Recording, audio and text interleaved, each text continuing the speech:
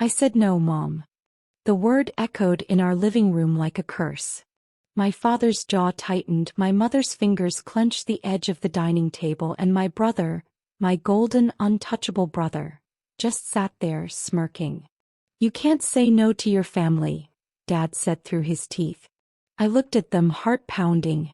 You want me to hand over everything I've saved for 5 years? My down payment, my dream apartment, because he can't stop gambling?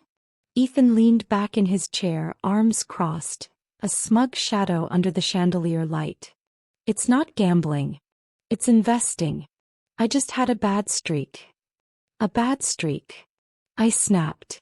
You lost $28,000, Ethan. Mom's voice cracked, pleading but sharp. He made a mistake. He needs us. You have savings, Emily. Families help each other. Families. That word burned in my ears. My name is Emily. And from wherever you're watching this, stay with me. Have you ever realized your family's definition of love only applies when you're the one giving everything up? Dad stood slowly, the way he did when he was about to end an argument. His voice dropped into a warning tone. Emily, you're being selfish. He's your brother. I've been covering for him since college, I said, my voice shaking. You bailed him out after his DUI, I paid his credit card debt, and he still blames everyone else. I'm done. Ethan scoffed. You think you're better than me just because you babysit your savings account? You'll die alone with your little independence. Mom slammed her hand on the table. Enough. Emily, we raised you better than this. You will transfer the money tonight. It's not a request. I laughed, short, bitter. Then disown me. Because I'm not doing it. The silence that followed felt like something breaking. Dad's voice dropped to a low growl. Then don't bother coming home again. I stared at them. My family. My blood. The people I thought would protect me. Ethan smiled, that lazy grin that always got him out of trouble. Don't worry, Em. When I win it back, I'll pay you double. I walked out without another word. Outside, the night air was heavy with rain, the streetlights blurring through the windshield as I drove. My hands were shaking on the wheel, my throat tight, my chest hollow. For years, I thought the worst thing a family could do was betray you. I was wrong. The worst thing is when they make you feel like you're the betrayal. By the time I reached my apartment, my phone was buzzing. Mom, we'll talk tomorrow. Sleep on it. Dad, don't make this harder than it has to be. Ethan, you'll regret this. I turned my phone off. In that moment, I didn't know that refusing them would set off a chain reaction. One that would rip open every lie my family ever told. But I do now. Because sometimes saying no is the first spark that burns an entire house of secrets to the ground. The next morning, my phone wouldn't stop ringing. First Mom, then Dad, then Ethan. By the 5th missed call, I finally answered. Emily, Mom's voice trembled through the receiver. Your father's furious. Ethan's in trouble. Serious trouble. I took a deep breath. He's always in trouble. This time it's different, she whispered. Men came to the house last night. They're saying he owes money to the wrong people. I went cold. What kind of people? There was a pause, one of those silences that feels like a confession. Then she said, the kind that don't use lawyers. My stomach dropped. I'd heard rumors before. Ethan betting on underground poker games, buying chips on credit from private lenders. But I thought it was just gossip. How much? I asked quietly. 52,000, she said. And they gave us a week. I sat down on my couch, heart racing. So now I'm supposed to fix that too? Emily, please. They threatened to come back. They said they know where we live. For a second, I almost felt sorry for her. Then I remembered the look in her eyes last night. Cold, entitled, ready to sacrifice me for Ethan again. No, I said. You made your choice. I'm not your bank. Emily, she snapped. If something happens to your brother, it'll be on your conscience. I hung up. My hands were shaking so badly I almost dropped the phone. I wanted to believe this was another one of Ethan's messes. But deep down I knew something didn't add up. He wasn't clever enough to rack up that much debt alone. Later that day I drove to the office just to feel normal again. But halfway through my shift I got a text from an unknown number. Envelope with arrow. You think you're smarter than your family, Emily? Envelope with arrow, your brother owes us. Maybe you should help him before we come knocking on your door too. I froze. My blood went cold. How did they get my number? I texted back, who is this? No reply. Just the 3 dots, and then nothing. When I got home that night, my apartment door was slightly open. My stomach twisted. I stepped inside slowly. Nothing looked stolen. Nothing broken. But there was a folded note on my kitchen counter. Family pays together. My pulse pounded in my ears. I called the police, but they couldn't do much. No proof, no break-in, no crime, they said. So I did what I always do when the world closes in. Dug for the truth. That night I went through every one of Ethan's public accounts. His Instagram, Venmo, even old Facebook post. And that's when I found it. A tagged photo from 3 months ago at a high-stakes poker table in Las Vegas. In the background, sitting beside him, smiling like a woman who didn't belong in a place like that, was my mother. I zoomed in, breath shaking. Her hand rested on a pile of chips. Not Ethan's hand. Hers. That was the night everything began to make sense. Why she defended him, why she wanted my savings, why Dad had no idea how deep it went. Ethan wasn't the only one who owed. He was just the cover. And my mom was the real gambler. I didn't sleep that night. Every time I closed my eyes, I saw it. My mother's hand on that stack of poker chips, her smile like a mask made of sugar and secrets. By morning I'd made my decision. I drove straight to my parents' house. The moment I stepped inside, I knew they'd been expecting me. The air was tense, like everyone had already picked their side. Mom was at the kitchen table, perfectly dressed, her coffee steaming in front of her like it wasn't the middle of a storm. Dad sat across from her, silent, jaw tight. Ethan wasn't there. Where's your son? I asked flatly. Out, Dad said. Trying to fix what he can. Funny, I said, dropping my phone on the table. Because the last time he tried to fix something, he lost 50 grand. Mom didn't even flinch. Emily, we don't have time for your accusations.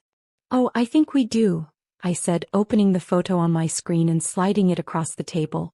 Her hand froze before she even looked. But when her eyes met the image, her own face, caught mid-laugh beside Ethan at that poker table, the blood drained from her cheeks. Where did you get that? She whispered. Social media, I said. Your son isn't very smart about hiding his sins. You were there, Mom. You were part of it. The debt isn't his. It's yours. Dad's head snapped toward her. What the hell is she talking about?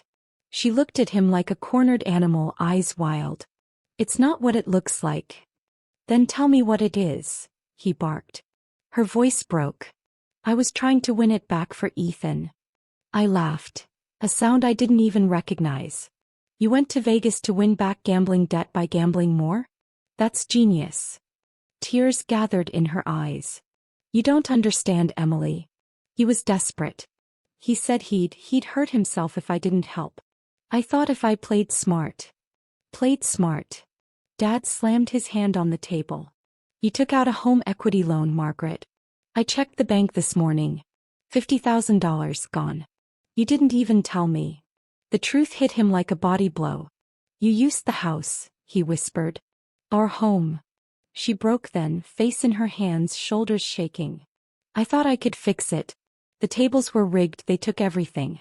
Then they came for him and I didn't know what to do. So you came for me, I said softly. Her sobs stopped cold. You told me to hand over my savings, I continued. Not because Ethan needed it. Because you did.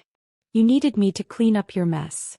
She looked up at me, mascara streaking down her face. I didn't want to lose this family. I met her gaze. You already did. Dad stood abruptly, grabbing his keys. I'm done, Margaret. You fix this yourself. He stormed out, the front door slamming behind him. For a long moment it was just me and her. The mother who taught me to always look perfect no matter how broken things were underneath. She whispered, "Please, Emily, don't tell him everything. I can fix this." I picked up my phone. "You can't fix a house that's already burning." And I walked away, leaving her in the smoke she'd made. But deep down I knew it wasn't over. Because people like my mother don't just fall, they fight on the way down. And the next time she came for me, she wouldn't come begging. She'd come armed. I thought walking away would end it. I thought truth was enough. But I underestimated my mother. By the end of that week she had turned into something else. Calm, composed, and terrifyingly strategic. It started with my boss calling me into her office. "Emily," she said carefully, "I got a call from someone claiming you falsified your work expenses." My stomach dropped. "What?" "She said she was your mother," my boss continued. "She emailed photos of transfers from your account, payments labeled consulting and cash advances. They look suspicious." I blinked, stunned. "Those were repayments to my parents. From last year." "She's twisting it." My boss sighed. "I know this is awkward, but HR has to look into it. You're on leave until we sort this out." That's when I realized she wasn't going to fight me with words. She was going to bury me in lies. I drove straight to their house again, anger buzzing like electricity in my veins. But when I got there, only Ethan was home, standing on the porch lighting a cigarette like he didn't have a care in the world. "She's not here," he said. "She went to church. Something about redemption." I stared at him. "Did you help her send those fake emails?" He blew out smoke and laughed. "Mom said you'd blame me. She's smarter than you think." I wanted to slap that grin off his face. "She's committing fraud, Ethan. She could go to jail." He shrugged. "So could you. If people believe her version." That stopped me cold. "What did she say about me?" I asked. He looked almost gleeful. "That you've been unstable for months. That you drained your savings to cover your own gambling problem and blamed her. That you're spiraling." For a second I couldn't breathe. "She said what?" He grinned wider. "Face it, Em. You're the easy target. Everyone already thinks you're uptight, anxious, obsessed with money. She's painting you as desperate." My voice cracked. "You're okay with that?" He flicked the cigarette onto the ground. "As long as they leave me alone?" "Yeah." And that's when I knew my mother had taught him well. By the time I got home, my inbox was full. HR forms, bank inquiries, even a message from my landlord about a concerned family report claiming I was mentally unstable. She was dismantling my life one phone call at a time. But she made one mistake. He forgot I had proof. The Las Vegas photos. The loan documents. The texts from Ethan about his bad streak. And the most important piece, a recorded voicemail from her, begging me not to tell Dad she used the house to cover a casino debt. That night I called Dad. He didn't answer. But an hour later he showed up at my door, eyes hollow. "Your mother says you're losing it," he said quietly. "Do I look like I'm losing it, Dad?" I said, shoving the photo in his hands. "Look at the date. Look who's sitting next to her." He stared for a long time, the color draining from his face. I wanted to believe she was just scared. But this is premeditated. He sat down, head in his hands. "She's dragging you through hell to save herself." I nodded. "Then let's stop playing defense." He looked up, a flicker of something fierce behind his exhaustion. "What do you have in mind?" I smiled for the first time in days. "You always told me the truth wins in the end. Let's make sure this one does. Publicly." For the first time in years, Dad didn't look helpless. He looked ready. And as the rain started again outside, I realized something. Mom had started a war. But she forgot who she taught to fight. Dad and I spent the next 3 nights digging through years of digital dust. Emails, transfers, credit card statements. A lifetime of family silence finally screaming in numbers. The truth wasn't hiding. It was buried under denial. Mom had been pulling small sums for years. $400 here, $900 there. Always labeled as family support or house expenses. But when you added it up, it was nearly $68,000. And most of it didn't go to family. It went to a private casino in Nevada. Her name was on the ledger. Dad stared at the evidence, jaw clenched. I trusted her with everything. Even the mortgage. She trusted you wouldn't check, I said quietly. We worked in silence, the only sound the hum of the laptop fan and the occasional click of the mouse. The air between us was heavy, not angry anymore, just mourning. Finally, Dad looked up. We'll need someone to validate this. A lawyer. I've already got one, I said. He raised an eyebrow. I opened my laptop to a Zoom call. A woman's calm, sharp voice filled the room. Mr. Carter, I'm Linda Harris. Your daughter hired me. We've already started filing for a financial audit of all accounts under your and Mrs. Carter's names. Dad blinked. Already? I nodded. I told you I'm done letting her rewrite reality. Linda continued. If the allegations hold, Mrs. Carter could face fraud and property misrepresentation. Especially if she forged your signature on the home equity documents. Dad's eyes widened. What? I slid the PDF across the table. His hand trembled as he recognized his own name, his own signature, on the loan. Except it wasn't his handwriting. It was hers. He leaned back, silent. Then he whispered, she really did it. She did, I said. And she thought no one would ever check. Linda's voice cut through the silence. We'll handle this discreetly. But I suggest preparing for a confrontation. If she feels cornered, she'll fight dirty. I almost laughed. She already has. 2 nights later, I got a call from Ethan. You think you're some kind of hero, Em? His voice slurred. Mom says you're trying to ruin her life. I stayed calm. I'm just exposing what she did. Nothing more. He scoffed. You're jealous. Always were. She loved me more and now you can't stand it. Keep telling yourself that, I said. But when the investigators show up, you'll be right there beside her. He paused. What do you mean? I smiled coldly. The casino logs list your name too. You signed her in. You were her access. He cursed under his breath. You wouldn't. I don't have to, I said. They already know. When I hung up, my hands were shaking, not from fear but from something sharper. Control. For the first time I wasn't reacting. I was building. The next morning Linda emailed me. Subject: your mother contacted us. She had tried to reach my lawyer before the documents could be filed, offering to negotiate privately. Linda refused. By evening I got the text I'd been waiting for. That she knows. She's coming to see you. I looked out the window as headlights pulled into my driveway. And there she was. Margaret Carter, perfectly dressed as always, clutching her purse like it could still save her. The woman who once said, "You'll regret turning against family." She didn't realize I was done being her daughter. Tonight she'd meet the woman she created, and the truth she taught me to hide. She stood in my doorway like nothing had happened, composed, polite, and poisonous. A mother's mask. A liar's uniform. Emily, she said softly, like we were still family. We need to talk. I let her in, but I didn't offer her a seat. Her perfume filled the room, the same one she wore to church, funerals, and fundraisers. The scent of pretending. You've made a mess, she said finally, setting her purse down. Dragging lawyers into this, airing private matters. You're hurting all of us. I folded my arms. You mean I'm hurting you? She exhaled through her nose. You've always been dramatic. This isn't about me. It's about keeping our name intact. About protecting your father, your brother. My brother. I cut in, laughing bitterly.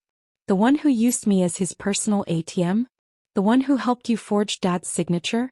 He doesn't need protection. He needs a conscience. Her smile faltered. You don't know what you're saying. I know exactly what I'm saying, I snapped.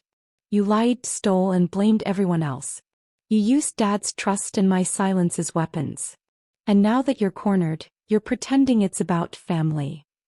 Her eyes glinted. Be careful, Emily. You don't want to start a war you can't win. I stepped closer. You already started it the moment you touched my savings. For the first time I saw her lose her composure. Her hands trembled as she reached for her purse. She pulled out an envelope and tossed it on the coffee table. 50,000, she said coldly. Cashier's check. You want money? Take it. And this. Withdraw the complaint. I stared at the envelope like it was something rotting. I don't want your money, I said. I want the truth.